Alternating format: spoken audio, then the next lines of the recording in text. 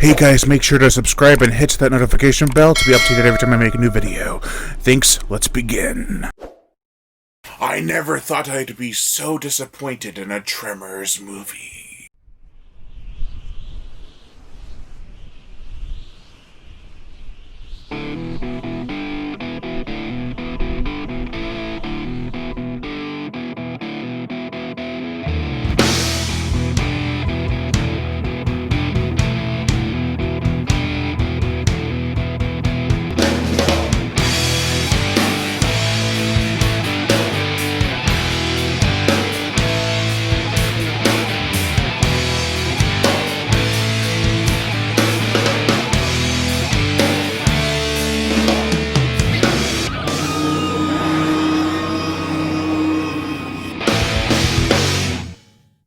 Tremors, A Cold Day in Hell. This is the 6th installment in the long-running Tremors franchise.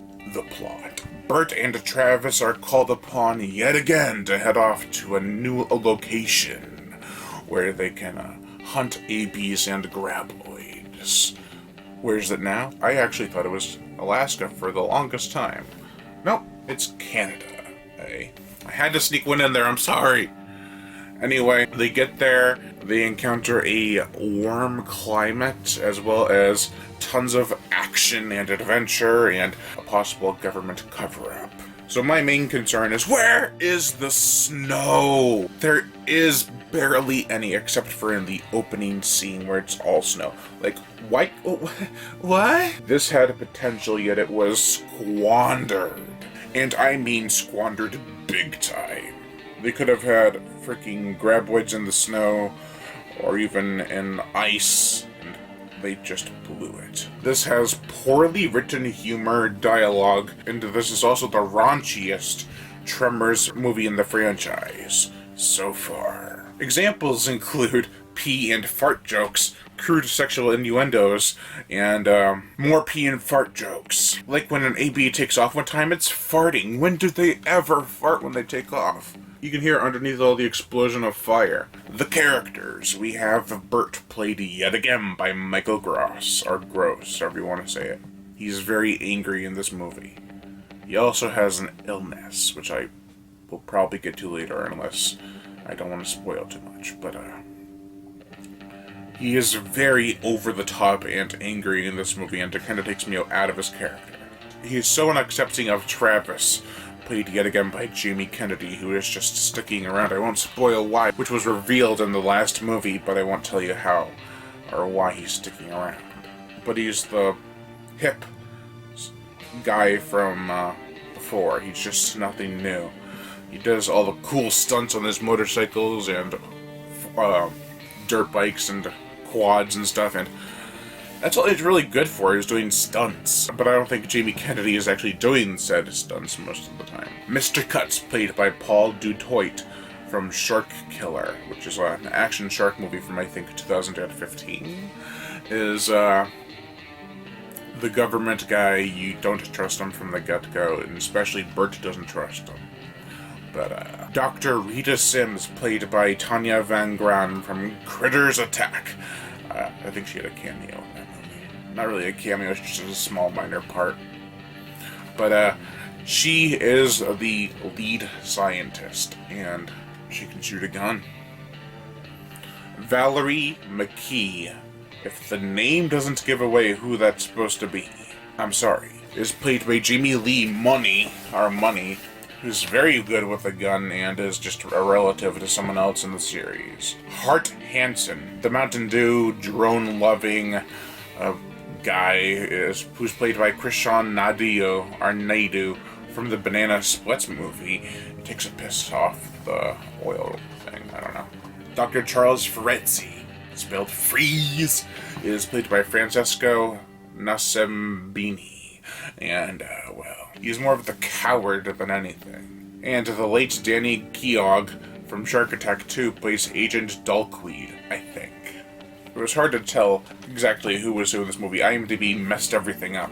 It's dumb entertainment. Everything is just explosions and non-stop action and crazy stunts, and there's no real heart, and it's no real threat, because you know Bert's, well, there's a chance Bert might die, but yeah. But if he died in this movie, I'd be pissed. Nothing feels earned. You don't feel Jamie Kennedy's character of Travis really earning the Gummer name. He doesn't really prove himself. He just kind of dons the attire and, okay, now he's gonna kick some warm butt, I guess. Everything is too easy. They don't really have many challenges, especially during the climax. You think this plan is too crazy to work, but it works on the first try. John Welpley, writer of Tremors 3 and 5, is consistently corny with his scripts. I don't think he does the worst writing, but it definitely needs more work. As I said before, there's a subplot about Bert having a parasite infection. I won't spoil how it got there, but believe me, it's beyond illogical. I know, at this point, that we're supposed to go to these movies while leaving our brain at the door. But the problem is, when I go back to get it, it's been beaten to a pulp and left on the welcome mat by the Blu-ray case of Tremors, A Cold Day in Hell. Speaking of the Blu-ray case, the artwork is really good here. I mean, Jamie Kennedy has obviously seen better days in that picture of him, but it's easily the best piece of cover art out of all 6 movies, potentially. It's very, very good. The gore, the effects, okay, I will give this film some credit.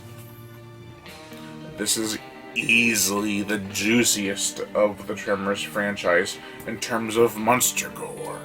You thought the size of the gutsy explosions in Part 2 were big? Try a fountain of orange blood, a geyser, if you will. In terms of human blood and gore, we get a severed arm, a decapitated head, a poorly done edited off-screen mauling, and red water. Yes, there is a scene where there is a graboid or something in the water, and the scene is done a bit laughably, but still. That's awesome. I'd love to see graboids in water. Can't wait for the next movie, and the tropical island, you know, it's gonna be great, right? The graboids and ABs are all still top-notch quality in the scenes they're in. The special effects are really good. We get more graboid than AB action in this movie this time around, though still, props for listening to the fans and using an animatronic in one scene, minus the tongue. People were a bit disappointed last time when there was no practical effects, and Don Michael Paul and the crew listened to the fans. The motion picture soundtrack, Brian Mantina and Frederick Weidman come together to compose some generic action music. For this movie, it doesn't feel as grand and epic as the previous movie. Here, it is actually a bit too corny. There are some badly done cover songs, but they kind of add to the cheesiness in the scenes that they're in. This is easily the weakest entry so far. I mean, we'll see about when I review Tremors Shrieker Island. But its characters could have been better, fleshed out, and more memorable, but only a handful of the large cast actually go beyond minor quirks. Still, it's an enjoyable watch. It's not boring or anything, and even keeps you somewhat engaged with the subplots. Even if it doesn't make sense, you're still worried about Bert. That is saying something. Even in the worst or weakest entry in the franchise, you still care about the long-standing characters in the now 7-film franchise. Long live Bert, and long live the Tremors movies, even this one. Overall, I give Tremors, A Cold Day in Hell a 2 out of 5. Thank you all for watching, and I am Brian Gatto, the Horror Show host. Make sure to like, comment on, as well as share this video.